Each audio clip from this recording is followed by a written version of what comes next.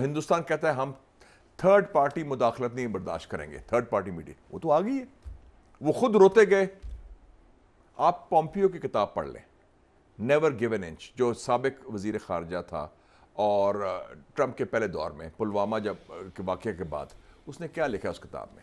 उसने कहा मुझे रात को सुषमा स्वराज का फ़ोन आया और उस फ़ोन में उसने कहा कि ये पाकिस्तान तो पता नहीं कुछ बहुत बड़ा हमला करने वाला है, हमें बचाएं, बात करें सारा कुछ। कहता है फिर मैंने फ़ोन किया कि अभिनंदन को रिहा करो और डिफ्यूज़ करो। अब भी क्या हुआ, डायरेक्ट फ़ोन आया army chief general Syed Asim Munir को अमेरिका की तरफ से, मार्को रूबियो ने किया ना फ़ोन। और उससे पहले हिंदुस्तान ने, निक रॉबर्टसन जो CNN का बंदा है, उसने कहा कि हिंदुस्तान को इतनी फेंटी पड़ी, उनको इतना रगड़ा मिला कि they were on the back foot, they were taken by surprise, they were rattled. Rattle मतलब शेकन अप हो गए, हिल गए कि हुआ क्या है। पाकिस्तान ने जो अभी जो कार्रवाई की, when we called Modi's bluff, second round की बात कर रहा हूँ, जो प्रॉपर वॉर नहीं थी, जब उसने डराने की धमकाने की कोशिश की, उसके बाद उन्होंने कॉल किया और फिर मामला डिफ्यूज हुआ, तो फिर वो भागे गए उसके पास। तो जो उनका वो बात देखें, दोगले म्यार भी देख लें, हिंदुस्तान के मुनाफिकत देख लें कि बात करते हैं कि थर्ड पार्टी को नहीं, हम खुद कर लेंगे। जब उसका बयान आया ना, ये जो था JD वैंस का कि it's none of our business, 7 तारीख या 8 तारीख को आया, मैंने उसको कहा एक TV चैनल को कि I am very happy on this statement.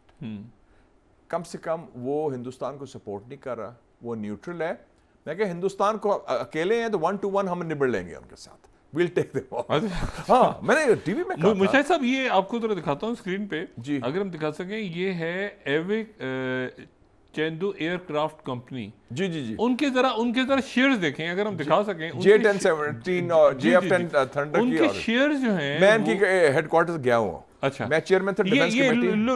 Look at the shares, look at the shares. अच्छा, ये देखें, आप ये शेयर गए हैं, और अगर हम इसको थोड़ा सा स्लाइड को ये ऊपर गए हैं, ऐसे जा रहे हैं, ये ऊपर।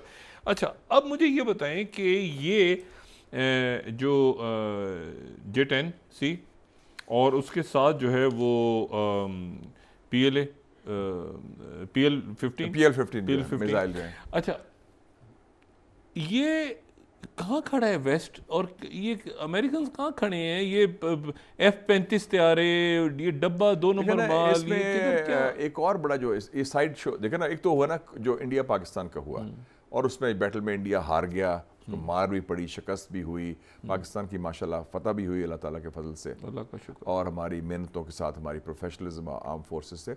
लेकिन जो एक एक्स्ट्रा चीज़ हो गई है, जो मेरे ख्याल में एक आंखें लोग दुनिया की खुल गई और बड़ा इंपॉर्टेंट तारीखी डेवलपमेंट हुई है कि पहली दफ़ा डायरेक्ट मुकाबला हुआ है चाइनीज़ मिलिट्री टेक्नोलॉजी का मगरबी मिलिट्री टेक्नोलॉजी के साथ, जो एडवांस लेवल की है, ऑलमोस्ट 5th जनरेशन। ये नेटो के जहाज़ है ना जी, राफेल जो हैं, ये फ्रांस नेटो का मेंबर है और उनके प्राइड है।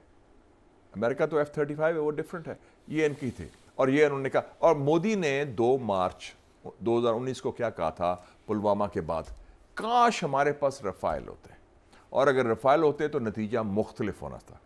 जनाब आपके पास रफाइल अपने साथ इन्होंने फ्रांस को भी ज़लील करवा दिए। वो तो रो रहे हैं, वो तो सब है मातम है कि ये तो बड़ी बेइज्जती की है आपने, आपकी नलायकी, आपकी बुजदली की वजह से हम तो मारे गए हैं।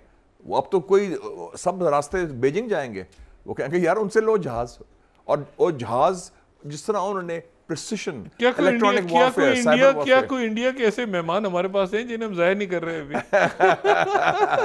और वक्त मुकर्ररा में शायद जाहिर करें। कुछ हमारे गेस्ट, उनके गेस्ट हैं अभी हमारे पास, और हम मेहमाननवाजी में बड़ा अच्छा हमारा तजुर्बा है, गुड केयर ऑफ देम माशाल्लाह, वी ऑलवेज डू दैट, और वो हैं हमारे पास, उनके मेहमान हैं हमेशा। वो तो खुद अभिनंदन याद करता था चाय की प्याली, कितना पोलाइटली हम बड़ी तरीके से बड़े मेहमान हैं। ये मेरे ख्याल में बहुत टर्निंग पॉइंट हुआ है। अच्छा, नहीं तो इसमें जो है, इसमें खुल के बात हो रही है। पाकिस्तान का स्ट्रेटेजिक पार्टनर चाइना है, हमारे साथ चाइना खड़ा हुआ, टर्की खड़ा हुआ, ये अजरबैजान और मैं मुशाहिद साहब, एक मिनट आपको अपना पर्सनल वाकया बताऊं, मैं पहले बता चुका हूँ। मैं 2020 में गया, ये अजरबैजान आर्मीनिया की जब जंग हो रही थी, नगोर्नो काराबाख, और मैं पाकिस्तान की तरफ से भी नहीं था, मैं जो है वो टर्की के कुछ दोस्त और आज़र में, मैंने पहली दफ़ा वहाँ पे देखा तो ये नहीं ज़ाहिर है कि इसराइल का वेपन थे सारे वहाँ पे, इसराइल के वेपन यूज़ हो रहे थे, अज़रबैजान के उनसे ताल्लुकात थे, पाकिस्तान इधर था। पाकिस्तान की जो फ़ौज है या जो यहाँ के एयरफोर्स या जो सारे नेवल, इन्होंने मेरा ख्याल है दुनिया के सारे असलहे को इन्होंने यूज़ किया हुआ है। मतलब कोई भी टेक्नोलॉजी ऐसी नहीं बची हुई जो, और ये आर्मीनिया को सपोर्ट कर रहा था इंडिया, उधर आर्मीनिया की ठुकाई हो गई, वो फारिग हो गए। तो अमेरिका क्या इंडो पैसिफिक मोदी के हवाले करेगा? नॉट एट ऑल, वो तो मामला दफन हो गया। नहीं तो इस ये कहाँ मोदी कहाँ खड़ा है इसके बाद? ये जो आज कश्मीर का मसला आ गया, मैंने तो कह रहा ना कि ये 1962 के बाद जब हिंदुस्तान की जंग हुई चीन के साथ और नेहरू प्राइम मिनिस्टर था और बहुत बड़ी शिकस्त हुई, उसके बाद से सबसे बड़ी सफारती, सियासी, फौजी, मीडिया की शिकस्त है हिंदुस्तान की, पाकिस्तान से जो मार पड़ी है उनको। वो एक और हमसाय, शुमाली हमसाय से पड़ी थी और अब हमारे से पड़ी है। बहुत बड़ा it's a turning point in हमारे इलाकाई पॉलिटिक्स में। क्या भारत का जो हालात हैं वहाँ के, ये नहीं कि मैं चाह रहा हूँ या आप चाह रहे हैं या कोई दूसरा चाह रहा है, जो भारत में इस वक्त हालात पैदा मोदी सरकार और इनके गुंडे कर चुके हैं। मतलब मोदी आज तक आपको पता है मणिपुर नहीं गया, 2 साल से वो मणिपुर नहीं गया, वो मकबूजा कश्मीर नहीं गया जहाँ दहशतगर्दी इनकी, ये मतलब इन्होंने ऐसा लिया हुआ है कि जैसे वहाँ पे एक और चीज़ है, आप जो बड़ी इंपॉर्टेंट बात कर रहे हैं ना, जब ये वाकया हुआ उसको जेडी वांस विजिट कर रहा था इंडिया अपनी बेगम के साथ, उषा के साथ, तो एक किस्म का दामाद हुआ हिंदुस्तान का।